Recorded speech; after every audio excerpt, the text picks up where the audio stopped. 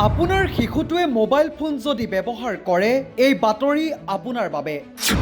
কিমান ভয়ংকৰ ৰূপ লৈছে চাওক মোবাইল ব্যৱহাৰ কৰা শিশুৰ ওপৰত মৰ্মান্তিক ফোন কাঢ়ি লোৱাৰ বাবে তিনি ভগ্নীৰ চৰম পন্থা পোহৰলৈ আহিল কোৰিয়ান সংস্কৃতিৰ আসক্তি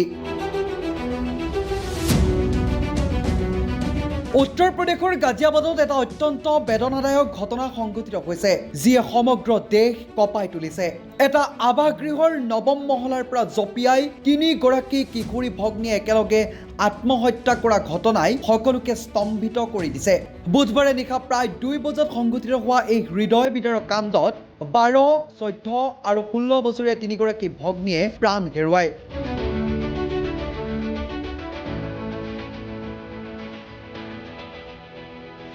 আৰক্ষীয়ে ঘটনাস্থলীৰ পৰা এখন আত্মহত্যাৰ টোকা আৰু ডায়েৰী উদ্ধাৰ কৰিছে য'ত তেওঁলোকে নিজৰ মনৰ দুখ আৰু অকলশৰীয়া অনুভৱৰ কথা লিখি থৈ গৈছে প্ৰাৰম্ভিক অৱস্থাত এই আত্মহত্যাৰ আঁৰত কোনো কোৰিয়ান গেমিং এপ জড়িত থকা বুলি সন্দেহ কৰা হৈছিল যদিও আৰক্ষীৰ তদন্তত এক নতুন দিশ উন্মোচিত হৈছে আৰক্ষীৰ মতে এই ছোৱালী কেইগৰাকী কোৰিয়ান সংস্কৃতি আৰু মনোৰঞ্জনৰ দ্বাৰা গভীৰভাৱে প্ৰভাৱিত আছিল তেওঁলোকৰ ডায়েৰীত কে-পপ সংগীত কোৰিয়ান চিনেমা আৰু ধাৰাবাহিকৰ প্ৰতি থকা তীব্ৰ আকৰ্ষণৰ কথা উল্লেখ আছে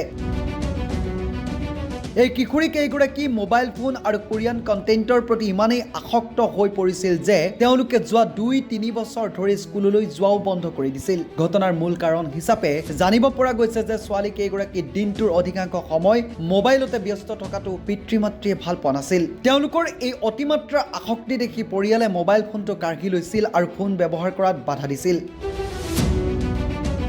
মোবাইল অবিহনে তেওঁলোকে নিজকে অতিশয় অকলশৰীয়া অনুভৱ কৰিছিল ইয়াৰ পৰিণতিতে তেওঁলোকে চৰম সিদ্ধান্ত গ্ৰহণ কৰে বুলি আৰক্ষী বিষয়া নিমিষ পাটিলে জানিবলৈ দিছে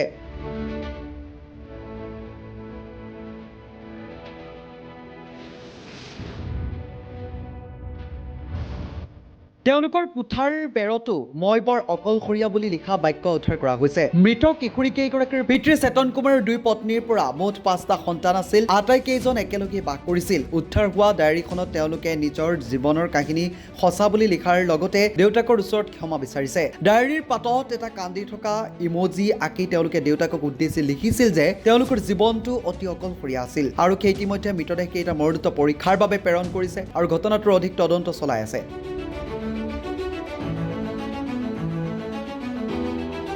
চুবুৰীয়াই জনোৱা মতে গভীৰ নিশা এটা বিকট শব্দ শুনি তেওঁলোকে বাহিৰলৈ ওলাই আহিছিল আৰু এই ভয়ংকৰ দৃশ্য প্ৰত্যক্ষ কৰিছিল মোবাইলে কিমান ভয়ংকৰ ৰূপ লৈছে সমাজত সেই কথা এই বাতৰিৰ পাছতে পৰিস্ফুট হৈছে